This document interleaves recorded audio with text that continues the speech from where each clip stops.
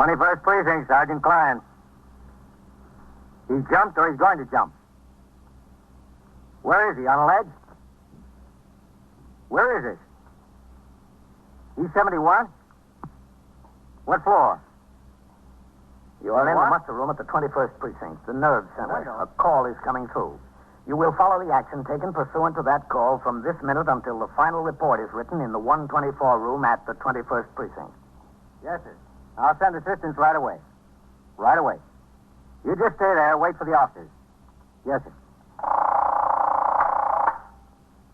21st Precinct. It's just lines on a map of the city of New York. Most of the 173,000 people wedged into the 9/10 of a square mile between Fifth Avenue and the East River wouldn't know if you asked them that they lived or worked in the 21st. Whether they know it or not, the security of their homes, their persons, and their property is the job of the men of the 21st Precinct. The 21st, 160 patrolmen, 11 sergeants, and 4 lieutenants, of whom I'm the boss. My name is Kennelly, Frank Kennelly. I'm captain in command of the 21st. I was working my day tour, 8 a.m. to 6 p.m. When I returned from patrol of the precinct at 2:20 p.m., the desk officer, Lieutenant Snyder, told me he had received word from the district attorney's office that 9 of my men, Sergeant Collins and 8 patrolmen, had been instructed to appear before the New York County Grand Jury at 10 the following morning. All had been at the scene when a gang of 5 safe burglars were apprehended 3 weeks earlier. I took the teletype communication concerning this matter and went upstairs to Lieutenant King's office in the 21st Detective Squad on the 2nd floor. Come in. Hello, Matt. Come in, Captain. How are you, Captain? Oh, all right, except for this communication we got. What communication is that? This. Matt, there were 4 safe and loft squad detectives there and 4 of your men when that collar was made. They don't need any of my men to make a case. For the trial, maybe, if it goes to bat, but not before the grand jury. I don't think so, Captain. All of those men are working the day tour tomorrow to take 9 men away to really knock a hole in my platoon. Well, that's a mistake, Captain. Some assistant down there probably told his clerk to get all the police witnesses to the grand jury, and he did. We'll get it straightened out. Come in. Captain, Sergeant Klein on PS calling you. Oh? He's on 1. Taking out my desk, Captain. Thanks, Coleman. Captain Kennelly. Sergeant Klein, Captain. How soon will you be downstairs? In a few minutes. Can you come right away, Captain? It's important. All right. I'll be right there.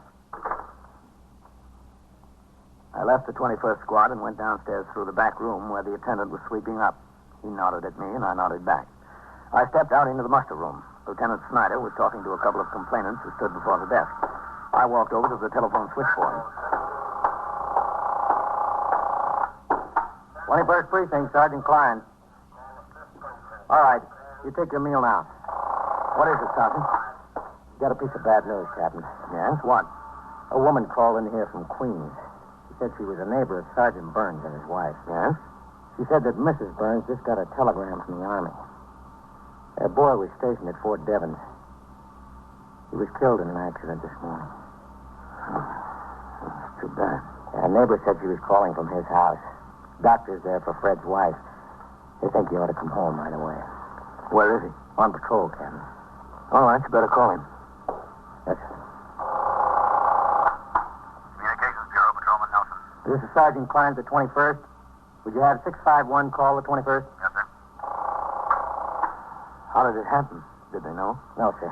Just a telegram notifying him so far. Neighbor said it didn't say much. Mm-hmm. 651, call 21st Precinct, K. 651, 10-4, K11. How old was the boy? About 19, 20. He was their only child, wasn't he? Yes. His name was Fred, too. Fred Jr. Always talking about that kid. They loved to fish together. All he used to do when he was swinging or working the night tour. Go fishing with his boy. What do I say to him when he rings in, Captain? I'd rather not be the one to tell him. Have him come into the house. I'll talk to him. Yes. 21st Precinct, Sergeant Klein. This is Lieutenant King, Sergeant. Would you tell Captain Kennelly that was a mistake? None of your men have to appear at the grand jury tomorrow. Yes, sir. I'll tell him. Okay, thanks. It was Lieutenant King, Captain. They don't need any of our men for the grand jury tomorrow. Oh, good. 21st Precinct, Sergeant Klein. Sergeant Burns, box 18. Oh. Hello, Fred. Come into the station house, will you? What's doing? Captain wants to talk to you. What's the matter? Just come in, will you?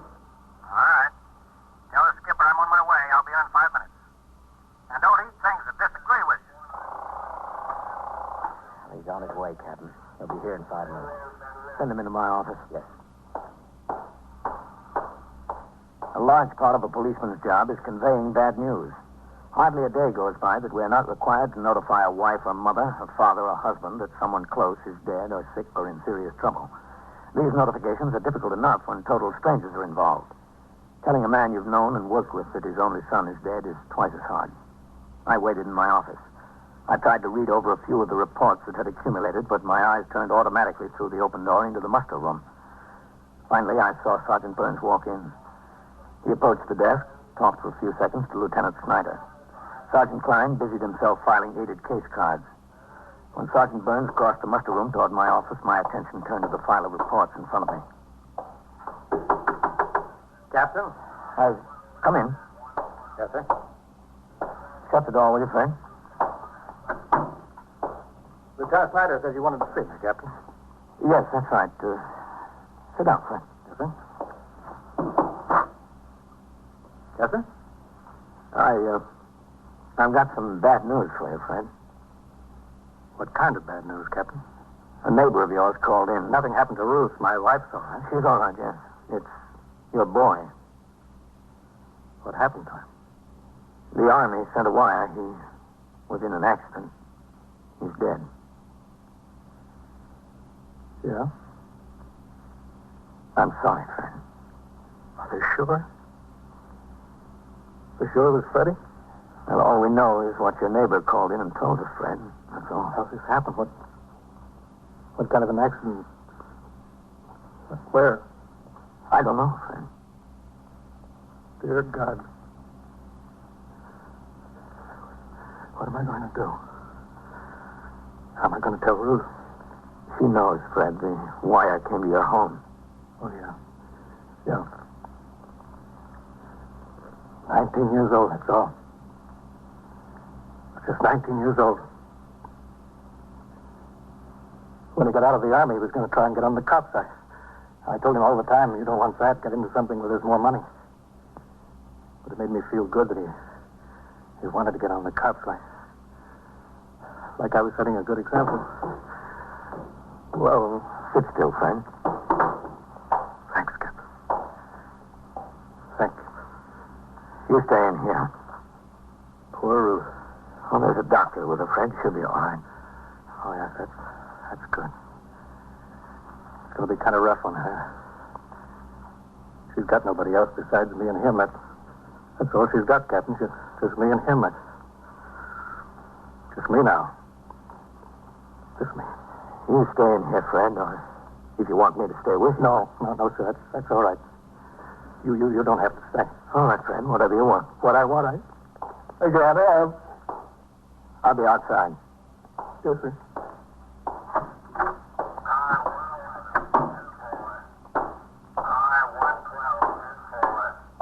How is it?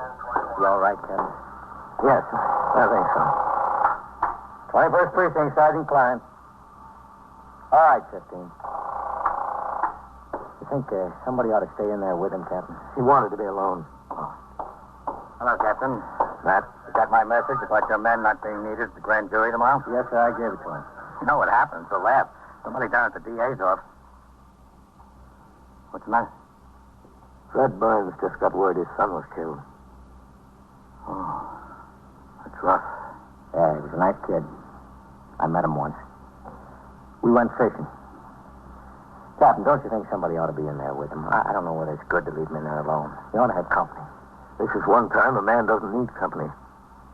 Not when he's crying. In about 20 minutes, Sergeant Fred Burns came out of my office. He changed to civilian clothes. I offered to have a man accompany him home. He refused. The rest of the afternoon was quiet. I turned out the platoon for the night tour at 4. From 4:30 to 6, I completed my paperwork and dictated a special report regarding changed conditions in the precinct in connection with the reopening of the schools. Shortly after 6 p.m., I signed the blotter and left the precinct to go off duty. The following day, before I reported for my night tour, I drove to the home of Sergeant Burns in Queens. I found the street with little difficulty, but every house was alike, except for the numbers on the doors. I parked my car and headed up the flagstone walk. Number 72 was a little different than the rest. There was a black wreath on the door.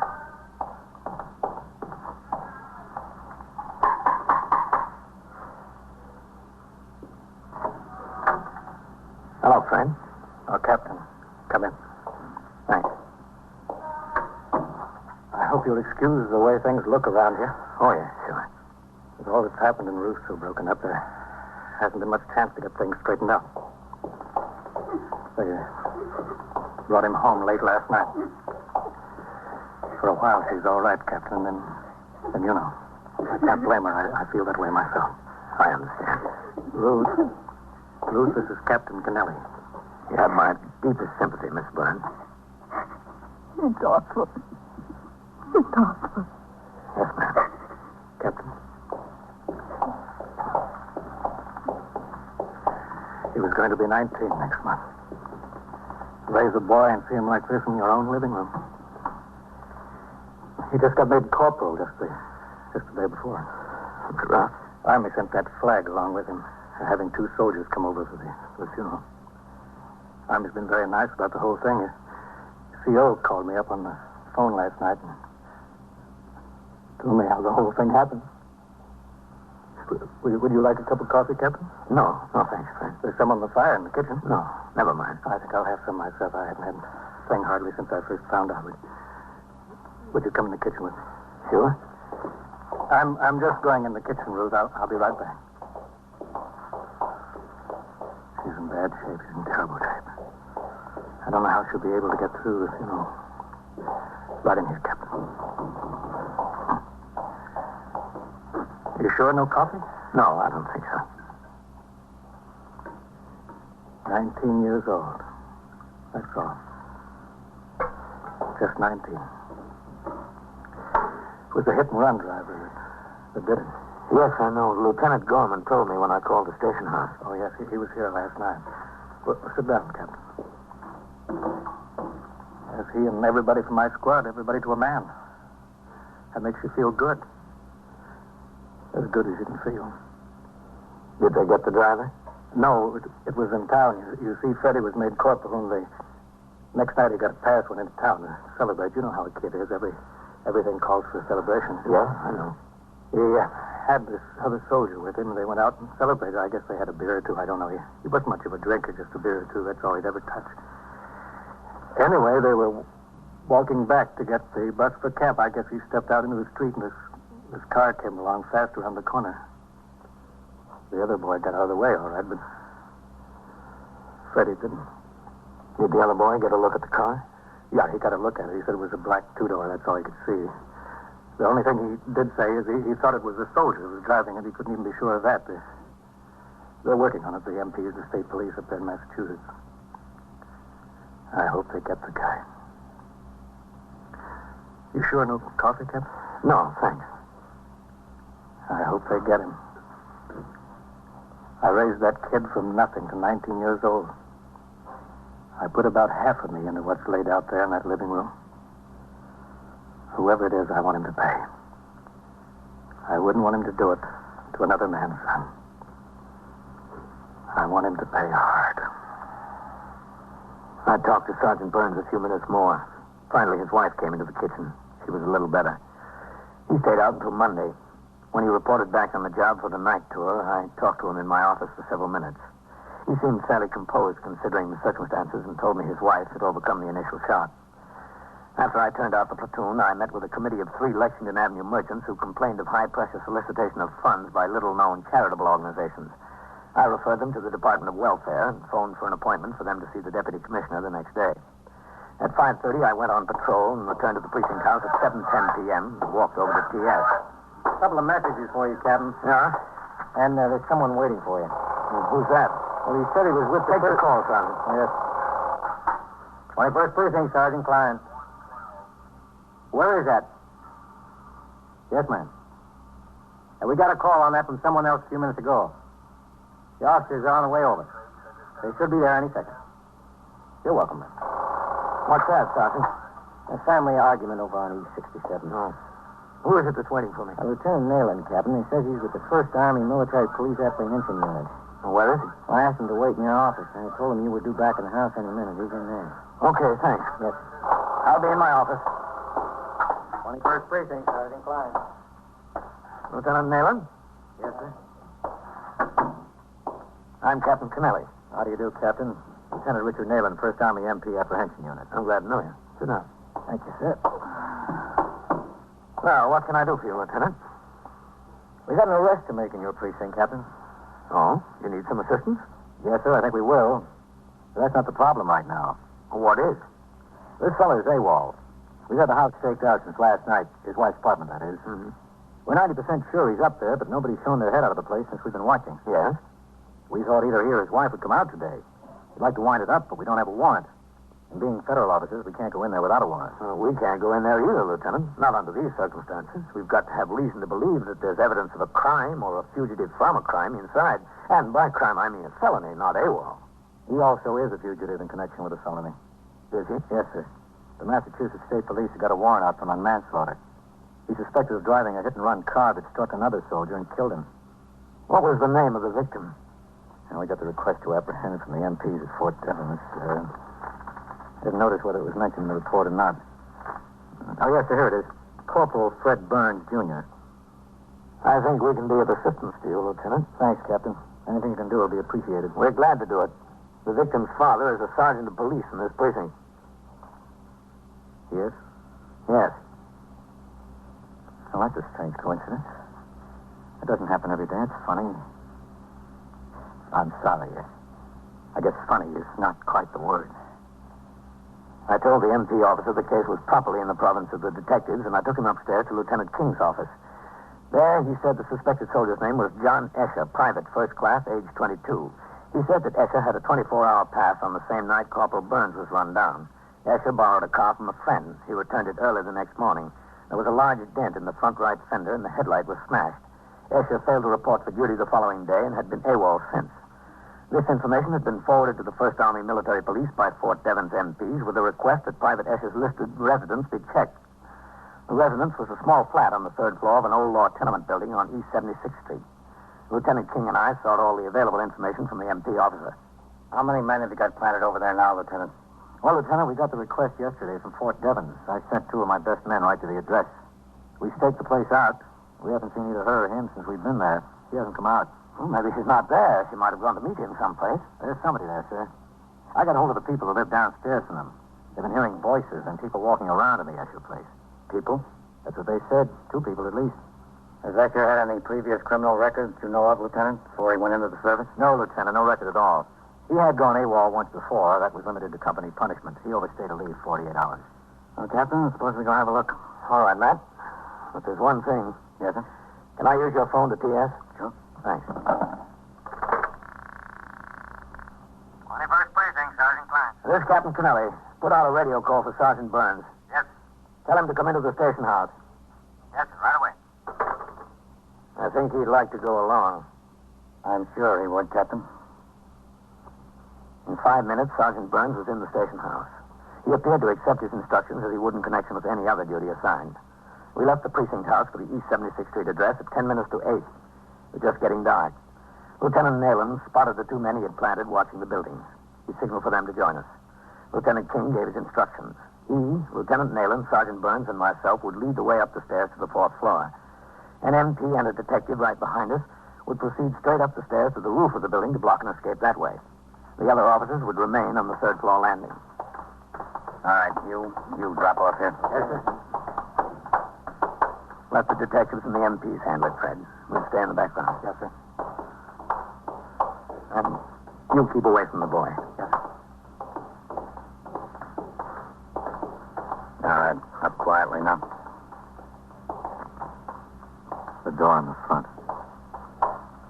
Kenny, the tally, up to the roof. Right, sir? Okay.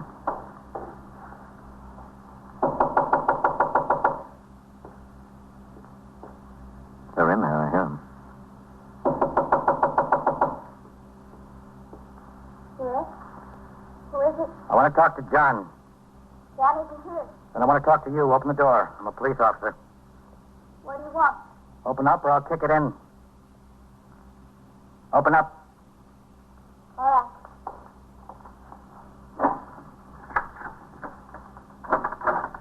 Where's John? He's not here, Honor. Isn't he? All right. He is. But please, he's scared. He's scared half to death. He told me about the accident. He did. He said he didn't see that soldier. It wasn't his fault. It really wasn't. Why didn't he stop the car? I don't know. Where is he? He don't know why either. He just didn't, that's all. Where is he? In the bedroom. Is he armed? Does he have a gun? No, he doesn't have a gun. All right. Wait a minute, please. I don't know what's the matter with him. He's sick, I think. He came home and he wouldn't leave the house. He wouldn't let me leave, not even for food. He hasn't had a thing to eat all day. He's sick. I know he's sick. All right, you stand there. You take care of her. Let's get him. John, open up. No. Stay away from that. Open the door. Stay away, I'm telling you. He said he'd jump out the window. That's what he said. John? All right, let's push it in. Give me a hand. Okay, Lieutenant. Go on, friend. Yes, sir. Together. Now. Stay away. Again. Now. Warning. Once more. Quick. Don't come any closer. Get out of that window, boy. What are you trying to prove? Don't come any closer. I'll jump. I swear I'll jump. That's 4 floors down to the street. I know what it is. Don't come any closer now. I'm warning you. Don't. Now, look, John. Stay where you are. Well, he really will. He told me he would. We can stay here all night, John. We've got all the time in the world. Stay there if you want. If you come any closer, I'll jump. I swear I will. Ring in for ESD and an ambulance. Tell them what we've got. Okay, Captain. Come out of that window, boy. Get some sense. No, I'm not. This isn't so bad. Not worth dying over. Isn't it? Can I talk to him, Captain? Man? Sure, friend. Go ahead. Listen, son. I'm not listening. Don't try to calm me. All right, you're in a little trouble. Everybody's been in a little trouble. Stay where you are. I'll go out, I swear. That'd be a smart thing to do, wouldn't it? That's going to solve everybody's problems, huh? It'll solve mine. What about your wife? What about your folks? Look, don't try to con me. Stay where you are now. All right, now, come on, get out of there. Why make things worse than they are? It's not that bad. Plenty bad. Not so bad. For other people, maybe. Everybody knows you're sorry about running down that soldier. And AWOL isn't anything. It's nothing. I'm telling you, stay away. I'll go out. Did you know the soldier that you ran down? No, I didn't know. Well, then what are you worried about? Come on out of the window. You're throwing your life away over something that doesn't mean a thing to you. You'd probably get out of this whole thing anyway. It was an accident. Kid stepped off the curb. Right in front of you. He did. He did. I had the light with me. It wasn't my fault. I didn't even see him. I just got a little excited, that's all. Just a little All right, excited. now, come on. Let's sit down and talk about it, John. Just tell us about it. What'll they do to me? Nothing much. Take my word for it. What's your guarantee? I don't have any guarantee. You'll have to take your chances. But look at the chance you're taking going out the window. All right. Now close the window. Sit down in that chair. Yes. All right. Here's a cigarette. Smoke it and relax. All right. Get back on the job, you men. Show's over. Right, sir. Good work, friend. Thanks, Sergeant.